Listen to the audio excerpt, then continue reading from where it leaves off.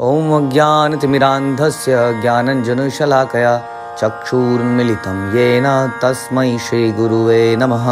हरे कृष्ण।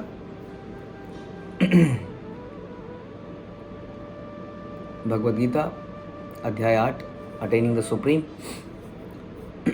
श्लोक संख्या 6। यम यम वापि स्मरन् भावं त्यजन्त्यन्ते कलेवरम् तम तमेवैति कौन्तेय सदा तद्भाव भावितः।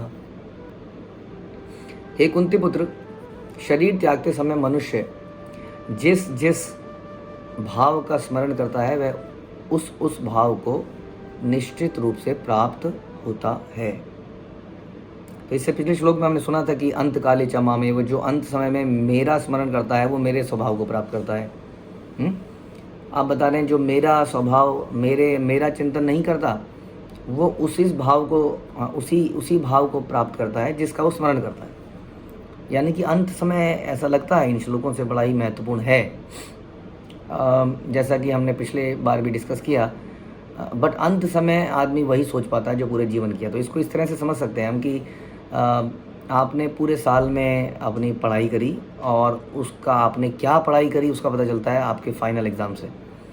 फाइनल एग्ज़ाम में जो आप करके आओगे वही फाइनल है। हाँ, अब आपने पूरे साल यदि पढ़ाई करी लेकिन फाइनल एग्ज़ाम अच्छा नहीं किया तो भी रिज़ल्ट अच्छा नहीं होता है। लेकिन यदि आपने पूरे साल नहीं करा तो फाइनल एग्ज़ाम अच्छा हो ही नहीं सकता है। तो इसका मतलब पूरे साल आपको पढ़ाई करना अनिवार्य है। ये एक भौतिक एग्जाम्पल था।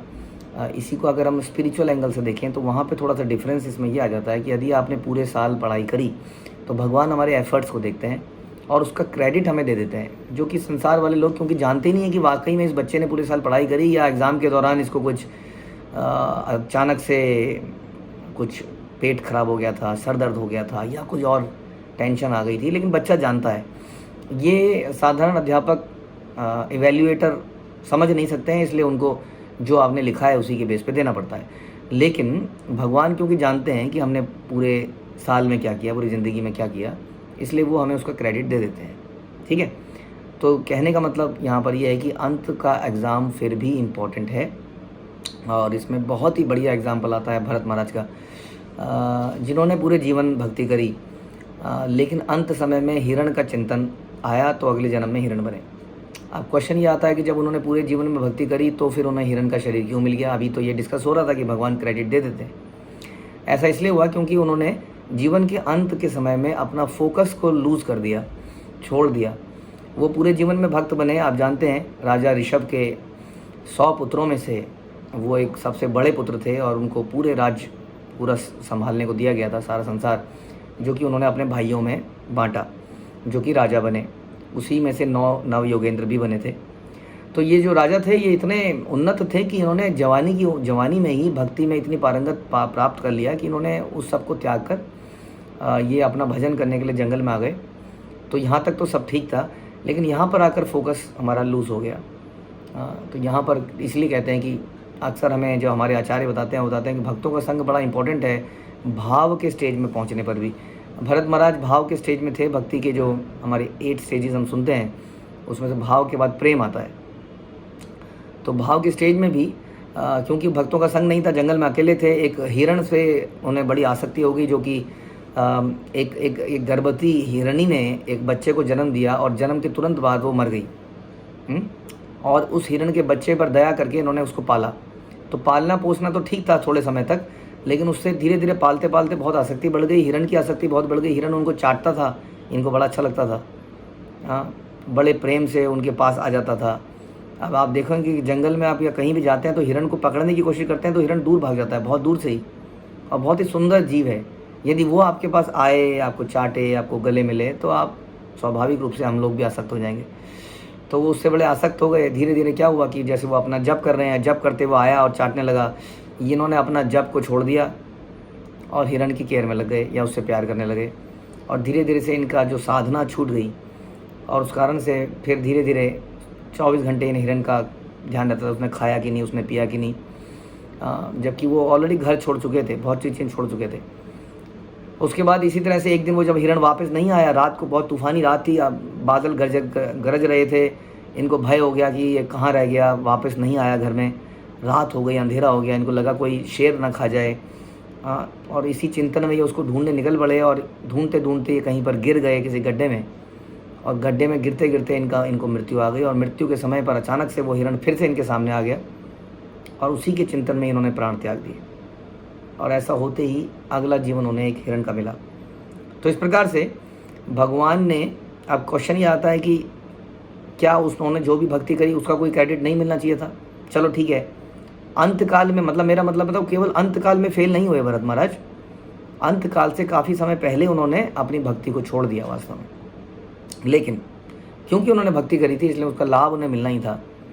जैसे भगवान बोलते हैं, नेह विक्रम नाशो अस्ति प्रत्यवायो न विद्यते, कि इस रास्ते में कभी नुकसान नहीं हो सकता हमारा, ऐसा भगवान गारंटी देते हैं। तो अगले जीवन में उनको हिरण का शरीर तो मिला, लेकिन सारी स्मृति उनको रही, मेमोरी उनको रही कि मैंने पिछले जन्म में क्या गलती करी थी।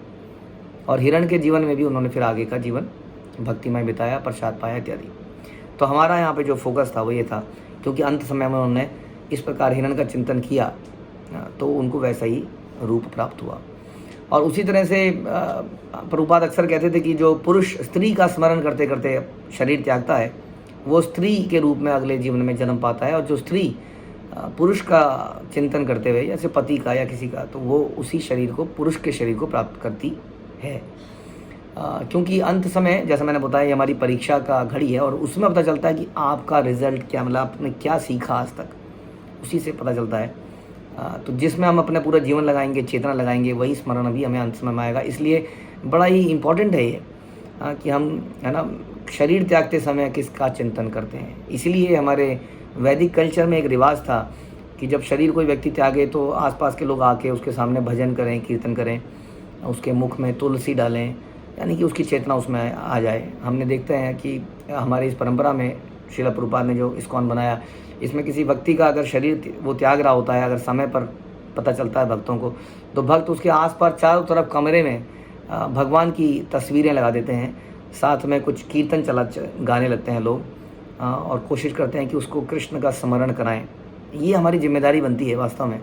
ऑल्दो बड़ा मुश्किल लगता है, क्योंकि ऐसे समय में इमोशनल टर्मोइल होता है, कैसे रोना धोना हो जाता है बहुत ज़्यादा। लेकिन यदि हम रोने धोने से थोड़ा प्रॉब्लम ये है कि उस व्यक्ति के अंदर आसक्ति पैदा हो सकती है और वो फिर उन्हीं चिंतन में लग सकता है। तो बेस्ट यही है कि सब लोग कीर्तन करें और खुशी से विदा करें, क्योंकि भगवान का भक्त जब जाता है तो भगवान के पास जाता है। It is good for him. Ultimately we all have to go, and यही हम चाहते हैं कि हम मृत्यु के बाद भगवान के धाम पे जाएं। तो इस तरह से जब कोई डिपार्चर, किसी सोल का डिपार्चर होता है, तो हम कोशिश करें कि अपने आंसुओं को थाम के हम कीर्तन इत्यादि कुछ ऐसा करें जैसे कि वो भक्त भी उस बारे में चिंतन कर सके और चिंतन करते हुए भगवान के धाम में चला जाए। लेकिन हमने ये भी डिस्कस किया, यदि ऐसा नहीं हो पाता है तो उसमें कोई उदास होने की बात नहीं है, क्योंकि जिस व्यक्ति ने पूरा जीवन उसमें लगाया, तो हम सुनते हैं पुराणों में, गरुड़ पुराण में भी, कि भगवान खुद उसका चिंतन करते हैं, स्मरण करते हैं, इसलिए कोई प्रॉब्लम नहीं है। तो यहाँ बता रहे हैं कि हे कुंती पुत्र, शरीर त्यागते समय, यानी कि जो हमारा इम्पोर्टेंट मिशन है वो जन्म से शुरू होता है और मृत्यु पे समाप्त होता है। देयर इज़ नो रिलैक्सेशन कि अब हम पहुंच गए। जब तक हम नहीं पहुंच गए तब तक हम नहीं पहुंचे, जैसा हमने भरत महाराज का सुना, जब तक हम भगवान के धाम ना पहुंचे। इसलिए एक तो ये है कि जो व्यक्ति भक्ति को प्राप्त कर चुका है वो कभी रिलैक्स ना हो जाए, कभी भी रिलैक्स ना हो। भरत महाराज की कहानी से हमें समझने को मिलता है। और जो व्यक्ति अभी भक्ति नहीं शुरू किया है वो सोच ले कि मृत्यु के समय, इतने कठिन समय में वो कैसे भगवान का ध्यान करेगा। आगे हम सुनेंगे भगवान से, हम ये भी सुनते हैं भगवान से, हमने सुना पीछे बल्कि 7वें अध्याय में भी, कि किस प्रकार जो देवताओं का स्मरण करता है वो देवलोक में जाता है। या देवताओं के स्मरण, देवताओं की पूजा के बारे में भगवान ने कुछ हमें बताया। तो लोग जो किसी देवता विशेष के प्रति बड़े आसक्त हैं, जैसे सूर्य देव के प्रति या गणेश जी के प्रति, तो वो देवता के लोक में जाते हैं। हाँ, प्रॉब्लम ये है, अगर जाते हैं तो ऐसा नहीं कि हर कोई चला जाएगा। कितनी आपने उस देवता की पूजा, देवता भी तो जानते हैं ना कि मेरे को लड्डू तभी खिलाता था, हाँ, जब पास में लड्डू आते थे या पास में कुछ पैसा आता था। तो ऐसा नहीं है, देव लोगों में जाना भी इतना आसान नहीं है। जिसने देवता का भी बड़ी ईमानदारी से सेवा करी है, माना, और वो देवता के स्मरण में मरता है, तो उस देवलोक में जाता है, लेकिन वहाँ से फिर वो मृत्यु को प्राप्त होता है। देवता उसे जन्म मृत्यु से नहीं छुड़ा सकते, जो केवल भगवान छुड़ा सकते हैं, क्योंकि देवता भी जन्म मृत्यु के दायरे के अंदर आते हैं। देवलोक भी इस संसार के अंदर आता है, जबकि आध्यात्मिक जगत इस संसार के परे का जगत है। इसलिए हमारी कोशिश ये होनी चाहिए कि हम अंत काल में भगवान का स्मरण कर पाएँ। एक और एग्जाम्पल देते हैं आपको किस प्रकार भगवान मदद करते हैं। अजामिल के केस में, अजामिल ने भी बचपन में भक्ति करी थी, लेकिन पूरी जवानी में उसने भक्ति नहीं करी। उसके बाद उसको एक वैश्या से अटैचमेंट हो गया और इस प्रकार से उसका पूरा जीवन बदल गया। ब्राह्मण से वो एक तरह का एक चोर डाकू बन गया, लेकिन फिर भी भगवान उसको मदद करते हैं अंत समय में। हाँ, अंत समय में उसको भगवान तो ध्यान नहीं आए थे बिल्कुल, लेकिन उसने गलती से भगवान का नाम लिया था। ये कह लीजिए भगवान ने उसके मुख से नारायण निकलवा दिया, जो कि उसके बेटे का नाम था। और उस नारायण के कारण वहाँ पर विष्णुदूत आए और उन्होंने उनको एक मौका दिया भक्ति करने का, और फिर उन्होंने भक्ति करी। तो इस प्रकार भगवान हमारी रक्षा करते हैं यदि हमने कभी ना कभी भगवान की भक्ति करी हो। लेकिन this is all very risky affair.